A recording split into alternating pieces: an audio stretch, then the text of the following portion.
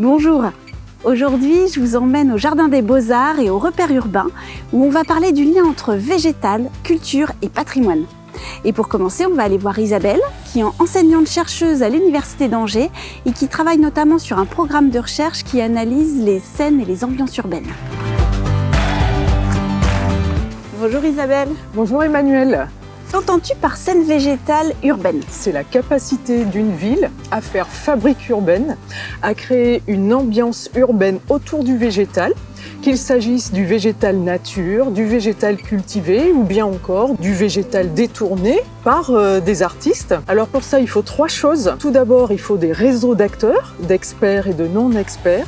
Deuxième chose, ils soient liés entre eux, qu'ils soient connectés, ainsi que les lieux, qu'il s'agisse de tiers-lieux, de jardins, d'universités, d'écoles, etc. Et puis troisièmement, il faut qu'autour de tout cela, il y ait un récit urbain qui soit fédérateur et dans lequel les habitants puissent se reconnaître, que cela fasse sens pour eux. Et alors justement, quelle analyse tu peux faire de la scène végétale urbaine à Angers? Elle est en émergence en fait, donc tous les ingrédients sont là. Pour commencer, on a une zone Natura 2000, on a des parcs, on a des jardins, on a des rivières, on a également le fleuve la Loire qui passe donc au sud de la ville, et puis il y a également une empreinte paysagère forte au niveau intra-urbain avec notamment de l'horticulture. On a un réseau d'acteurs, experts et non experts, qui est une richesse locale très importante. Reste maintenant à structurer cette narration dans un périmètre urbain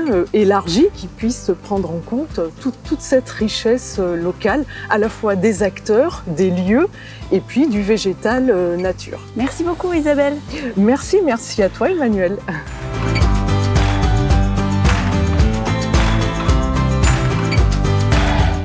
Et maintenant, on va aller voir Stéphanie, qui est directrice du repère urbain et qui est aussi responsable du service Angers Patrimoine. Bonjour Stéphanie. Bonjour Emmanuel. Quand on parle de patrimoine, on pense surtout au bâti. Quelle place le végétal occupe dans le patrimoine et pourquoi? Le végétal a une place très importante parce que quand on parle de patrimoine, je parle plutôt de paysage. En fait, la ville d'Angers s'étincelle dans un grand paysage au bord de la Maine avec de la partie bâti, mais aussi partie végétale. Où et comment Angers Patrimoine met en valeur le végétal dans ses médiations? Alors le végétal est omniprésent dans les médiations. Comme vous voyez ici, d'ailleurs, le repère urbain est implanté dans le jardin des Beaux-Arts, donc complètement inscrit avec le végétal. Depuis plus de 30 ans, nous valorisons l'ensemble des parcs et jardins de la ville avec des visites guidées, des médiations pour le jeune public, des rallyes. Nous avons aussi des publications, des fiches patrimoine sur le jardin de l'Arboretum, le jardin des plantes, le jardin du Mail. Nous avons également des parcours qui incluent le végétal, notamment dans le guide Ville d'Art et d'Histoire. De quoi parle l'exposition La ville au jardin? Nous avons eu envie de valoriser l'ensemble des parcs et jardins de la ville, mais avec une notion aussi de création contemporaine, d'opérer un dialogue entre des œuvres patrimoniales, c'est-à-dire des dessins, des originaux sortis des réserves des archives, des dessins, des maquettes aquarellées de grands et de beaux formats, tout à fait inédites, et qui sont mises en relation avec des œuvres contemporaines qui sont issues là des collections de l'Artothèque de la ville d'Angers. J'aimerais bien aller voir cette exposition. Allons-y. Eh ben, c'est parti.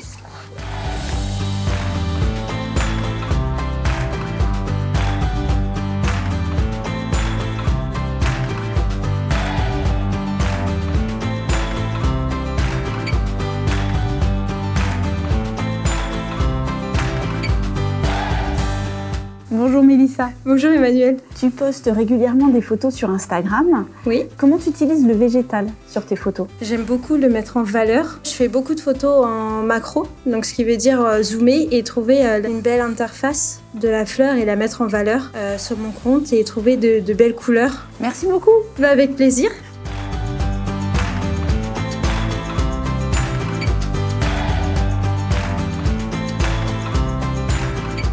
Bonjour Jordan. Bonjour. Comment tu utilises le végétal sur Instagram? Alors le végétal, je l'utilise beaucoup. Je me mets toujours à son niveau. J'essaierai toujours de tourner, voir la lumière, comment elle agit sur la plante. pour trouver le meilleur angle. Et souvent, je finis accroupi ou allongé. Tu te mets à la hauteur de la plante. C'est ça, je me mets toujours à la hauteur de la plante et puis pour bien travailler mon cadre. Est-ce que le végétal est photogénique? Les plantes, en fait, quand je veux les photographier, il y a des heures précises. Il y a des heures comme en ce moment, entre 19 et 21 heures au mois de juin, c'est idéal pour prendre des plantes en photo parce que la lumière est vraiment basse. Merci.